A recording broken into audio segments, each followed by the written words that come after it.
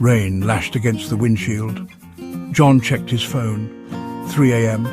Another slow night. Suddenly a ping. Ride request. Odd. The pickup location was an abandoned house, notorious in town for being haunted. John, a skeptic, shrugged. A fare was a fare. He pulled up to the crumbling gates. Weeds choked the driveway. The house loomed, dark and silent. John checked the app again. The timer ticked down. Just as he was about to cancel, the front door creaked open. A figure emerged, shrouded in a white dress that seemed to glow in the darkness. She moved like mist, floating towards the car. John watched, a shiver crawling up his spine. This was not a night for logic. This was a night for goosebumps. She reached the car and stopped, her face hidden in the shadows. A whisper barely audible above the storm. "Take me home." She got in, bringing with her a chill that cut through the warmth of the car. Her dress was old-fashioned, like something out of an old photograph. John stole a glance at her in the rearview mirror.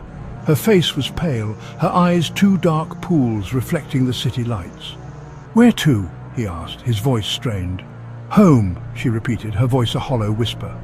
John typed "home" into the GPS. It spun, confused, unable to find a destination.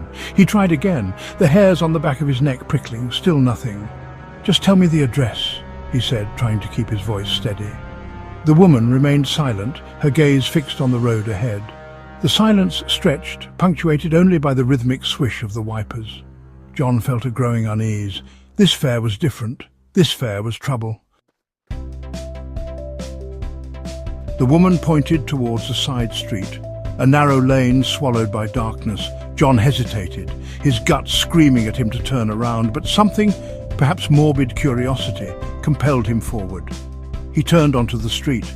The street lamps flickered, casting long, dancing shadows. The houses grew closer, their paint peeling, windows dark and empty. The GPS spazzed, the screen flashing, the voice a garbled mess. John's hands gripped the steering wheel, knuckles white. He wanted to stop, to turn back, but the woman in white tapped his shoulder, her touch icy cold.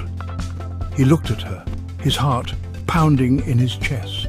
"Almost there," she whispered, her breath like a cold wind on his neck. The car rolled to a stop.